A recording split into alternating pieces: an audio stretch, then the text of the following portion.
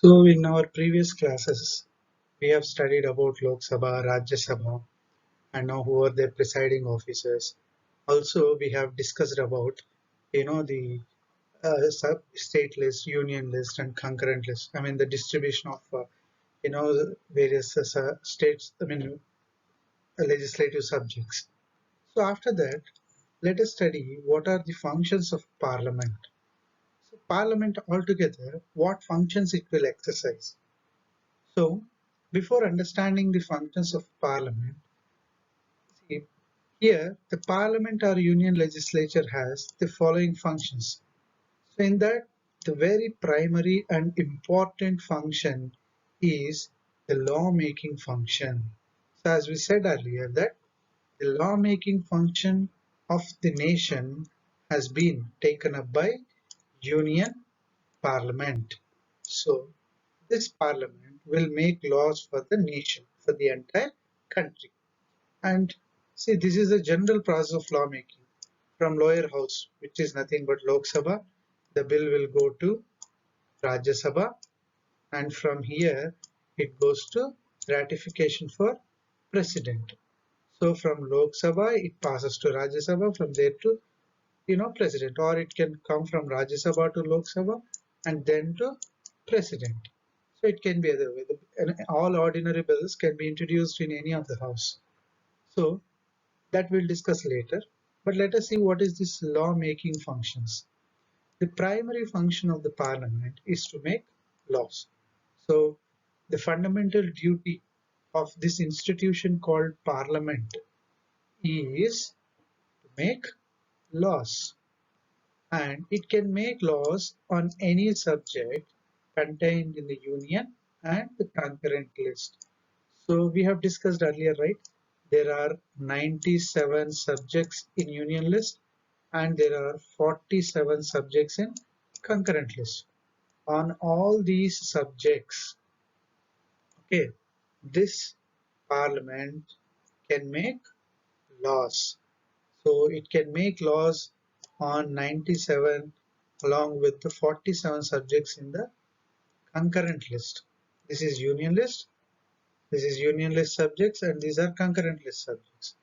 So it can make laws on together these subjects, and it also has the power to pass laws on subjects of the state list which are meant for the state legislature. So under some extraordinary conditions, this provision has been given to Union Parliament. So I said that there are some 67 subjects in state list where the states can alone make laws, right? Here the central government will not have any authority to make laws.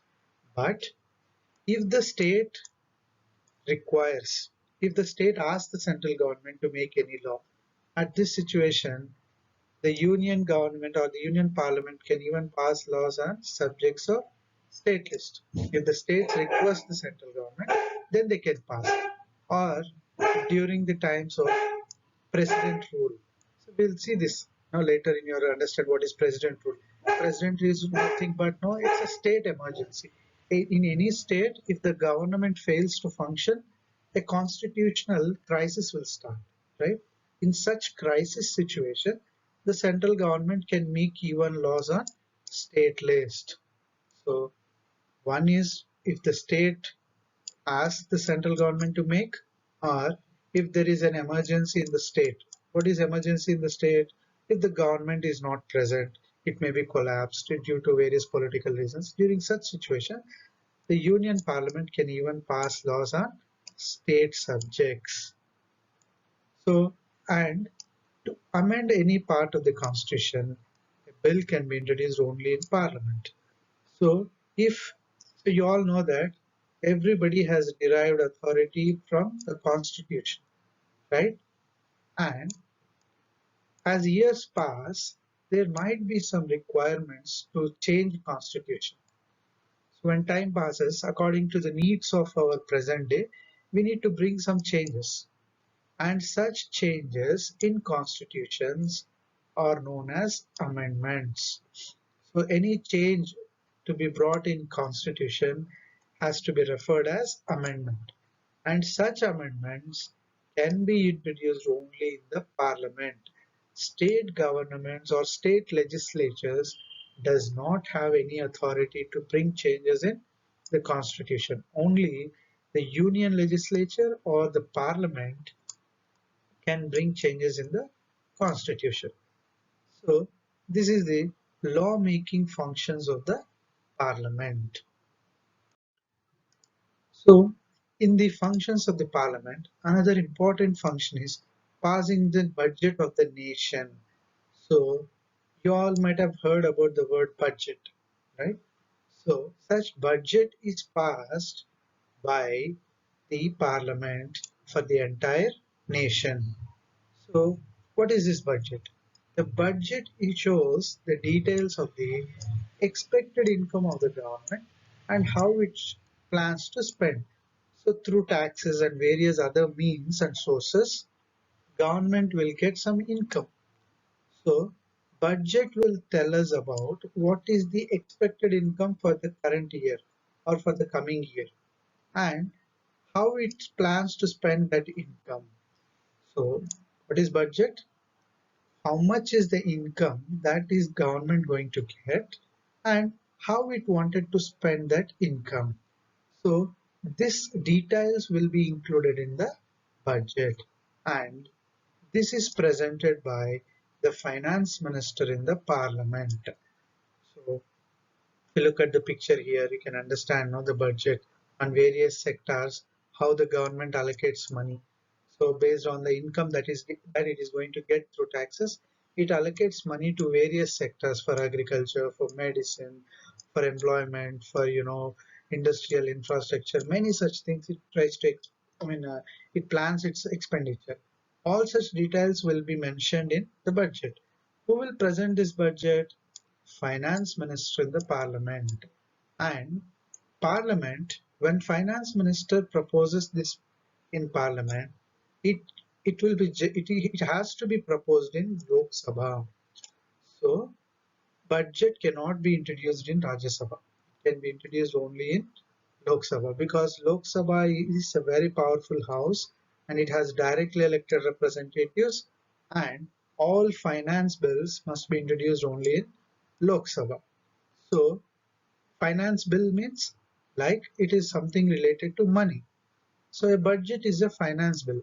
It has matters related to money. So Parliament has the power to accept or reject the budget. Whenever finance minister introduces the budget, they'll have a discussion on the budget and later they can accept or reject the budget. If the generally government which is in ruling or the party which is in ruling will pass the budget with its majority members and it gets accepted. So there is no question of rejecting the budget there. If budgets get rejected there, then government is said to be collapsed. It has lost its majority in parliament. So generally it won't happen. Rejection of budget won't happen. It generally budget will be accepted because the ruling party will have majority members in their government. Besides, a finance bill is also introduced in the parliament. What is this finance bill? Finance bill is something which contains proposals for new taxes and changes in the existing taxes to meet the government's expenditure. So every year when the government tries to spend or when the government introduces budget, through finance bill, it can bring changes in the taxes. So taxes are the major source of income for a government, right? Especially central government. So whatever taxes it is collecting, if it want to bring some changes in the collection of taxes, or it wanted to change some of the existing taxes, then all such things will be introduced in finance bill. So such finance bill can also be introduced in the parliament. So parliament has the power to pass the budget in such a way. So when Rajya Sabha, both houses will accept this budget. If it fails, then the government is said to be collapsed. Generally, it won't happen. And the other is judicial functions. What do you mean by judicial functions? So judiciary means something now you remember like like magisterial functions, or something related to courts. But not here. Something it is not related to courts here.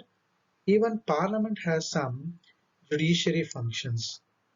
So it has the power to impeach the president and the vice president and judges of Supreme Court and high courts. See, president, vice president, judges of Supreme Court and high courts, they are all constitutional posts. Okay, and to remove them, Parliament is empowered. Parliament has empowered to remove these people, but it is not so easy. The removal process is called impeachment. If you look at here, this is called impeachment. And if you look at president's impeachment here, see president, vice president, and they are no constitutional heads of the nation, and now Supreme Court judge. And when they'll be impeached, when they are when they fail in no functioning properly in their position, or if they are proved guilty of, or if they are proved charges are there against them, then Parliament will take judicial role and it will impeach them. Here, impeachment means removal. And how they remove? So both houses have to involve, they have to discuss, and again they have to do a lot of elaborate procedure to remove them. Such functions are also with Parliament in case they do not abide by the Constitution or misuse their power. So when will Parliament will take up such impeachment things? When the constitutional heads like president, vice president, judges, if they do not abide by constitution, that means if they function beyond the limits of constitution, or if they does not follow the constitution, or if they misuse the power, during such situation they have to be proved in the parliament houses, and through process of majority vote and other ways and means, parliament will remove them. And there are some electoral functions for the parliament. So what is electoral functions? With the help of parliament members, president and vice president of India will be elected. So the election of vice president of India and president of India is done through the members of Union Parliament. So both Lok Sabha and Rajya Sabha members will involve in, they will turn as voters and they will elect the president and vice president of India. So this is how the parliament will function the or will execute its electoral functions. So coming to the other functions like passing a bill. Okay. So before knowing what is a bill, sorry, passing a bill and other things, what is a bill?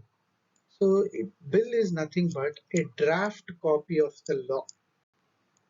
So whatever the government want to make, whatever laws that government want to make, that will come as some basic proposals, the draft copy, that means which is not final yet. They wanted to make a law, the union cabinet, prime minister and ministers, they wanted to make a law on certain aspect.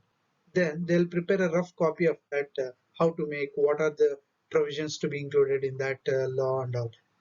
That draft copy is called bill. And passing such bills is one important function of the parliament. And a law is introduced in the parliament in the form of a bill. That's what I was saying. No? Bill is nothing but a draft copy. It is the initial stage of a law and a draft of the proposed law. There are different kinds of bills.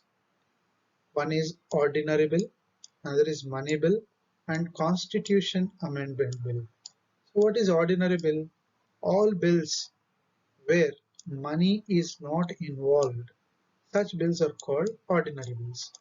Money bills, where to implement that law, money is required, hence such bills are called money bills. And constitutional amendment bills, if any changes are to be brought in constitution, the bill that is introduced in parliament is referred as constitutional amendment bill. So ordinary bill, money bill, and constitutional amendment bill.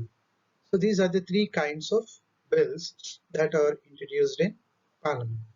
An ordinary bill can be introduced in either house of the Parliament. So ordinary bill, that is where the law will not require any money or expenditure of the government. So like if it want to protect something in the country, or generally ordinary bills, they don't involve money and other aspects. So such bills can be introduced in either house of the Parliament. That means it can be introduced in Lok Sabha or it can be introduced in Rajya Sabha. And whereas money bill can be introduced only in Lok Sabha.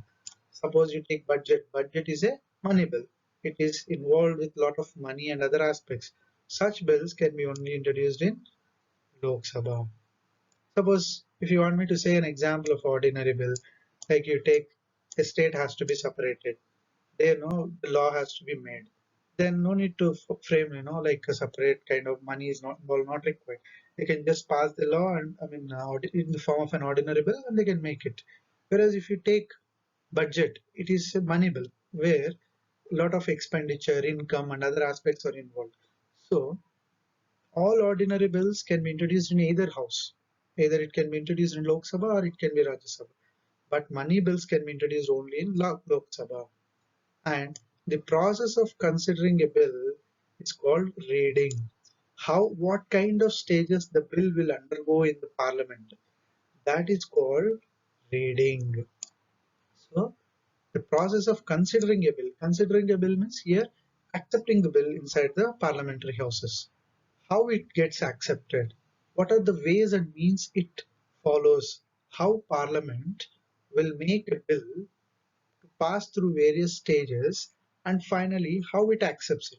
That process of considering a bill is called reading. So any bill to become a law or to get considered by Parliament, it will pass through three stages: first, second, and third reading. So what is first reading?